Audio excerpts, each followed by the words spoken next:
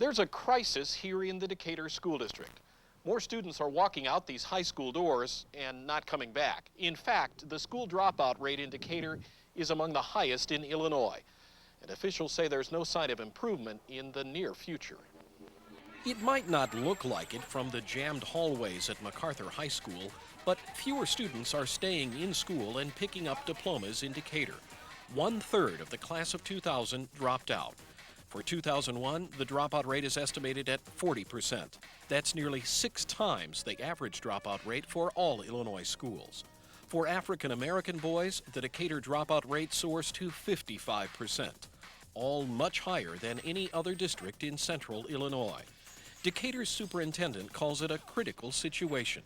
It says to me that this dropout problem is not just a school issue or a school problem.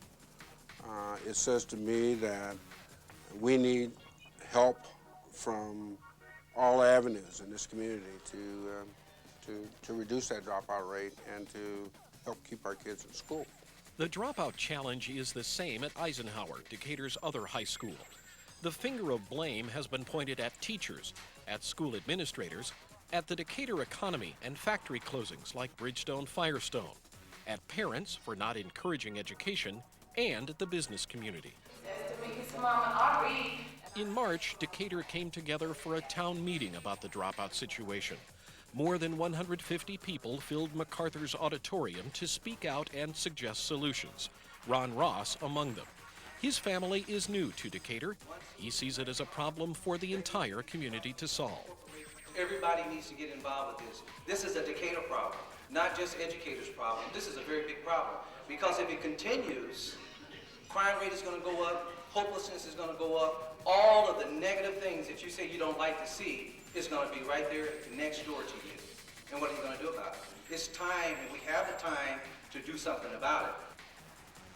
It's a busy Friday at the Speed Lube oil change on North Woodford.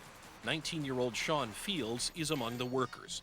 Fields says he dropped out of Eisenhower his junior year after being pegged as someone who was a class clown and less than serious about school by his teachers, his administrators, and by fellow students. Whenever you try your best to do something and everybody continues to look at you like you're gonna fail, then there's not much you can do. The decision to leave school was his alone. He says his mother and his stepfather encouraged him to stay in school. When I got to Eisenhower, yes, I did want to learn. I did want that education. My mom and them hounded me pretty much my whole life. Get that education, you need that education. So when I went to Eisenhower, I didn't want my education, but I had that bad rep as a class clown.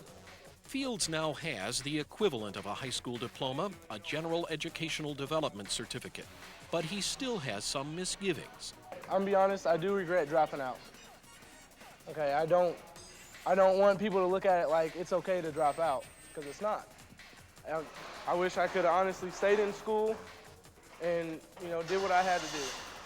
If I would have stayed in school and just ignored everything that went on and just graduated, I would have been fine. Decatur has tried to reduce the dropout rate with special programs aimed at the most vulnerable students, but dwindling finances have eliminated many of those prevention efforts. In 1991, when the dropout rate was 26%, there were 40 dropout prevention programs. Today, fewer than 20 remain.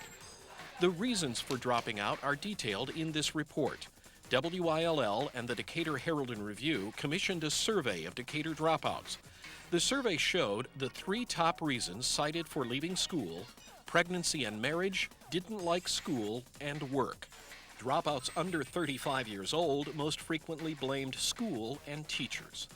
The survey also asked what would have helped you stay in school: more help from school, nothing at all, and interesting classes topped the list, along with help from parents.